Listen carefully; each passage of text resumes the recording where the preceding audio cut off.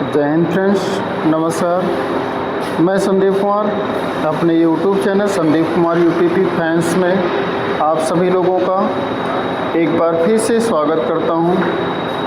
Friends, सभी लोग मेरे वीडियो के साथ जुड़ जाइए और ज़्यादा से ज़्यादा लोगों के पास इसको शेयर कीजिएगा, सब्सक्राइब कीजिएगा ताकि मोटिवेशन मिले और आप लोगों के पास मैं न्यू वैकेंसीज, नई अपडेट लेकर आता रहूँगा या आता हूँ। जैसे ही कोई वैकेंसीज अपडेट होता है मैं आप लोगों को उपलब्ध कराता हूँ।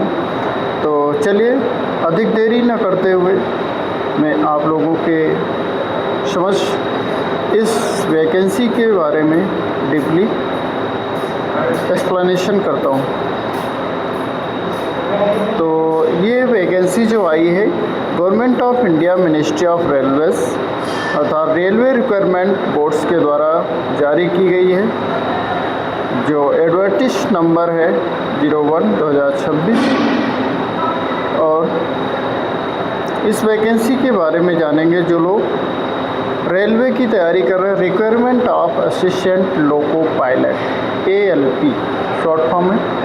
तो जो लोग requirement of assessment loco pilot की तैयारी कर रहे हैं वो लोग इसको ज़रूर ध्यान देंगे, या फिर रेलवे की जो तैयारी कर रहे हैं वो भी इसको फिल कर सकते हैं।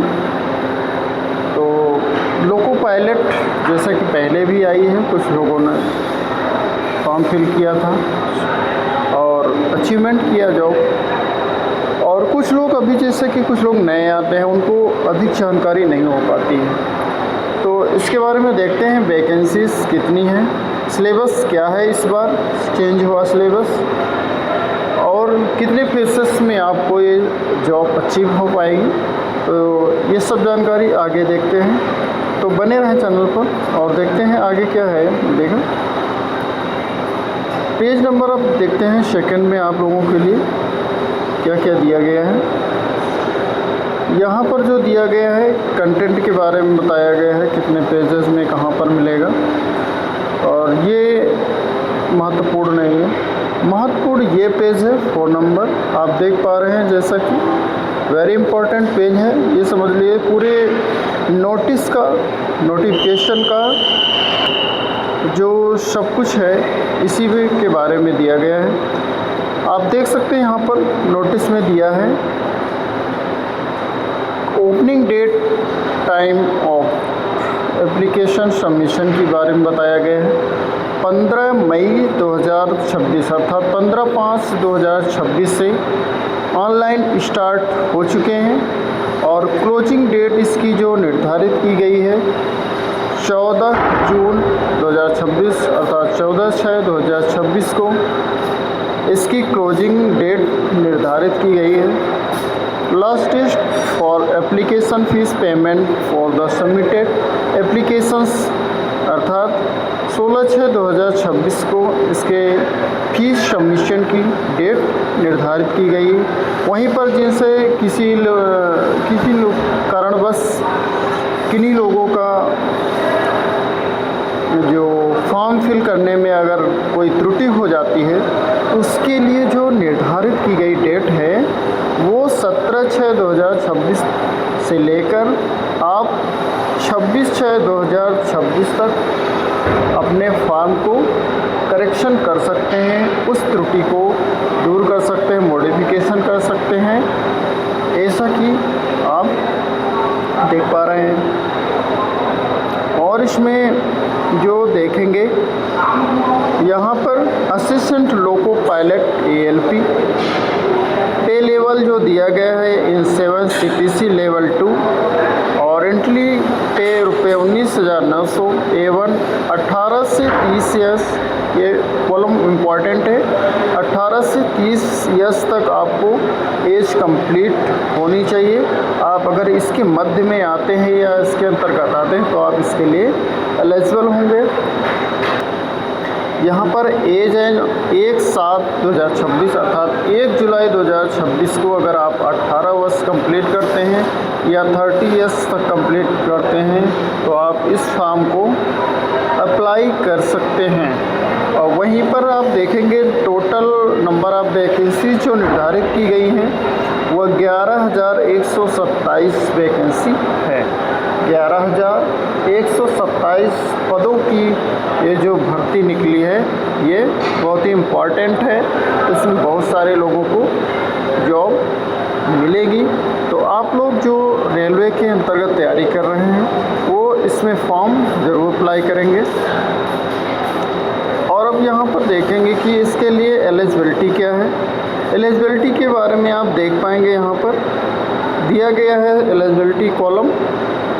Eligibility of the candidates will be provisional based on the strength of details finished by the candidates in the online application only। Online आपको ये फॉर्म फिल किए जाएंगे और इसमें आपको कितने एलिजिबिलिटी होंगी, कौन कौन सी क्वालिफ़िकेशन है, इसके बारे में संपूर्ण जानकारी करेंगे यहाँ पर।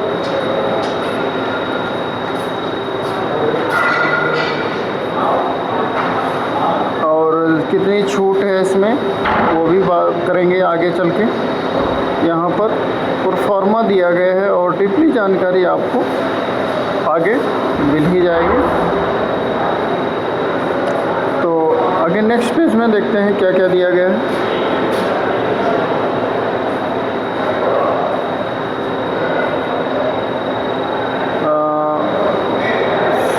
जनरल इंस्ट्रक्शंस दिए गए हैं। इंस्ट्रक्शंस तो आपको फिर भी मिल जाएंगे नेक्स्ट पेज में। इसमें भी कुछ ऐसा नहीं दिया गया है, इसके बारे में दिया गया है। जैसे एग्ज़ाम देने जाते हैं तो उसमें SC ST कैंडिडेट को फ्री पास मिलता है, उसके बारे में बताया गया है।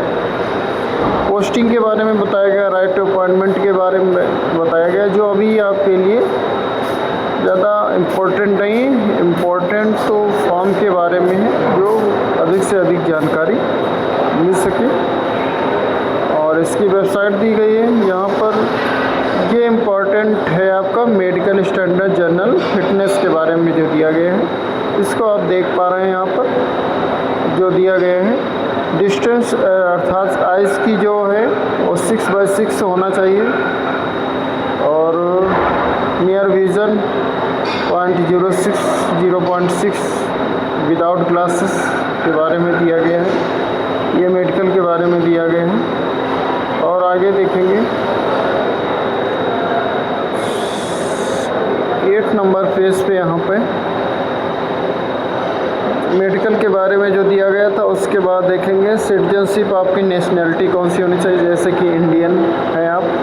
एज के बारे में मैंने पहले ही बता दिया, 1 जुलाई 2026 से आपकी ली जाएगी 18 से 30 ईयर्स। हाँ, यहाँ पर एज रिलैक्सेशन के बारे में जो बात कही गई है वो आप देख पा रहे हैं, अच्छे से देख लीजिए। यहाँ पर ST ST SC के बारे में बताया गया, OBC के बारे में बताया गया है। यहाँ पर SC ST कैंडिडेट के लिए यहाँ पर 5 साल की छूट दी गई है। OBC कैंडिडेट के लिए यहाँ पर 3 वर्ष की छूट दी गई है, जो नॉन क्रीमी लेयर में आते हैं, अर्थात वो गरीबी रेखा से नीचे आते हैं, अन्य पिछड़ा वर्ग में आते हैं जो, और उनके लिए छूट दी गई। एक्स सर्विसमैन के लिए वहीं पर 3 साल की छूट दी गई है। और candidate who are serving group C and group D railway staff with minimum 3 years, अर्थात अगर आप पहले से रेलवे में ग्रुप C या D में आप भर्ती है तो उन लोगों के लिए 3 साल की भी छूट दी गई है। UWS में 40 एज होनी चाहिए और OBC के लिए वहीं पर 43 वर्ष एज होनी चाहिए, यहाँ पर डिपार्टमेंटल के लिए बताया गया है। और डिपार्टमेंटल के बाद अब यहाँ पर और किस किस के बारे में बताया गया। फीमेल कैंडिडेट के बारे में बताया गया, हु आर डाइवर्स 35 वर्ष 38 ईयर, वहीं पे छूट के साथ आप देख सकते हैं। और कोर्सेस के बारे में भी बताया, Beckham course completed act apprentice, जैसे अप्रेंटिस आपने कर रखी है तो उन सभी के लिए 35 वर्ष 38 वर्ष 40 वर्ष वही कैटेगरी वाइज दिया गया है, जैसा कि आप नोटिफिकेशन में देख पा रहे हैं। एल कैंडिडेट के लिए EWS के लिए lower limit of data of birth 1/7/2008 है। चलो इसके बारे में तो कोई कंपलसरी नहीं है, यहाँ पे आप देखें। और आगे मेन क्या है, क्वालिफिकेशन के बारे में दिया गया है। क्वालिफिकेशन गिवन यहाँ पर चैनल पर बने हैं। देखता हूँ यहाँ पर qualification, technical qualification serve in from recognised board institute university submission online application. अच्छा, जो वहाँ पर दिया गया है उसके बारे में बताएंगे। फीस के बारे में जो वहाँ आपको बताया गया है 500 रुपये आपको सबमिट करना पड़ेगा। वहीं SC/ST कैंडिडेट के लिए 250 रुपये सबमिट करना पड़ेगा और अदर के लिए 500 रुपये सबमिट करना पड़ेगा। इस नोटिफिकेशन के अकॉर्डिंग आप देख पा रहे हैं। और आगे देखते हैं क्या क्या है। मोड्स ऑफ फीस पेमेंट जो ऑनलाइन होगा उसका दिया गया है। फीस पेमेंट को नहीं, अब तो आप लोगों को सिलेबस जानकारी आवश्यक है। सिलेबस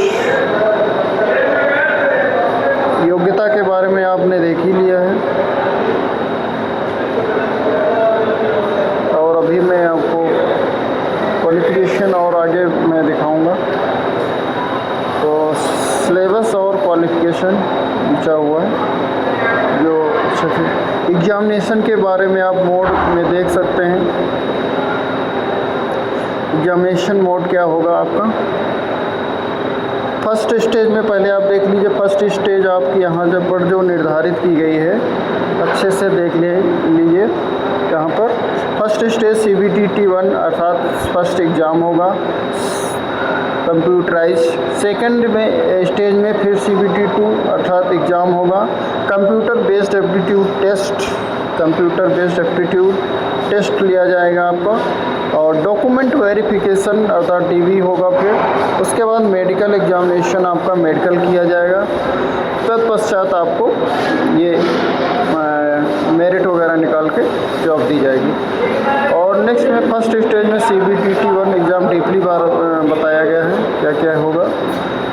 पैटर्न ऑफ सिलेबस के बारे में ज़रूर जानेंगे कि सिलेबस में क्या है। ड्यूरेशन ऑफ दिया गया है यहाँ पर 60 मिनट आपको दिए गए हैं एग्ज़ाम के लिए। नंबर ऑफ क्वेश्चन 75 क्वेश्चन होंगे। मैक्सिमम मार्क्स आपको 75 अर्थात 1 क्वेश्चन का वर्क 1 मार्क्स दिया जाएगा। There shall be negative marking जो वहीं पर निर्धारित की गई 1/3 मार्क्स निर्धारित किया गया रॉन्ग आंसर के लिए। मिनिमम पास परसेंटेज एलिजिबिलिटी UREW 40% OBC के लिए, 30% SC के लिए, 30% ST के लिए, 25% मिनिमम यहाँ पर पास मार्किंग निर्धारित किया गया है। और सिलेबस में जो आप देख पाएंगे चैप्टर्स क्या होंगे। मैथमेटिक्स और सिलेबस में मैथमेटिक्स जो आएगा number system BODMAS decimal fraction सेलेसियम आप PTC ऐसा ही देख पा रहे हैं जैसा कि स्क्रीन में आप देख सकते हैं। ये मैथ्स के चैप्टर होंगे। मेंटल एबिलिटी आपके रीजनिंग से संबंधित क्वेश्चंस आएंगे। और जनरल साइंस से क्वेश्चन आपको फिजिक्स केमिस्ट्री और लाइफ से पूछेंगे जो कि लेवल आपका 10th होगा। तब आप हाई स्कूल लेवल की साइंस आपसे पूछी जाएगी। और वहीं पे देखेंगे CBT 2 होगा, उसमें आप देख पाएंगे कि टू पार्ट में आपका एग्ज़ाम होगा। टोटल ड्यूरेशन 2 आवर्स 30 मिनट और टोटल क्वेश्चन 175। फर्स्ट पार्ट जो निर्धारित किया गया है 90 मिनट्स में आपको 100 क्वेश्चन करने हैं। सेकेंड पार्ट में आपको 60 मिनट्स में 75 क्वेश्चन सॉल्व करना है। और निगेटिव मार्किंग की बात की जाए तो यहाँ पर 1/3 मार्क्स यहाँ पर भी निर्धारित किया गया है। सेकेंड फेस में भी परसेंटेज पास मार्किंग सेम है जैसा कि आप CBT 1 में है, वैसा ही सेकेंड फेस में भी आपका पासिंग मार्क निर्धारित किया गया है। तो ये रहा सिलेबस आपको। और अब भी आपको मैं बताना चाहूँगा कि क्वालिफ़िकेशन आपकी क्या होगी, उसके बारे में भी बात करेंगे।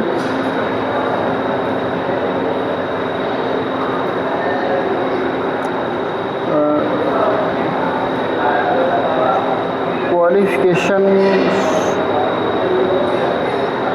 देखना चाहेंगे यहाँ पर क्या निर्धारित करेंगे। मिनिमम हाई स्कूल इंटर ऐसे ही होता है। टेबल्स कहीं बनी होगी।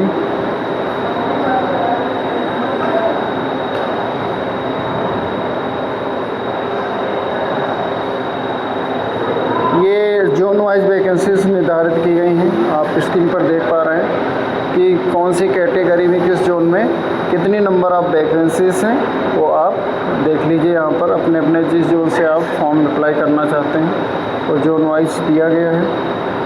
और ये जो काफ़ी देर से आप लोग इंतज़ार कर रहे थे क्वालिफ़िकेशन के बारे में जो दिया गया था, कई पेजों में बताया गया पर डीपली आपको इस पेज में दिया गया है। आप देख पा रहे हैं यहाँ पर क्वालिफ़िकेशन के बारे में दिया गया है। इसमें मैट्रिकुलेशन होना चाहिए आपका, और SSL C+ ITI फ्रॉम अर्थात ITI होनी चाहिए।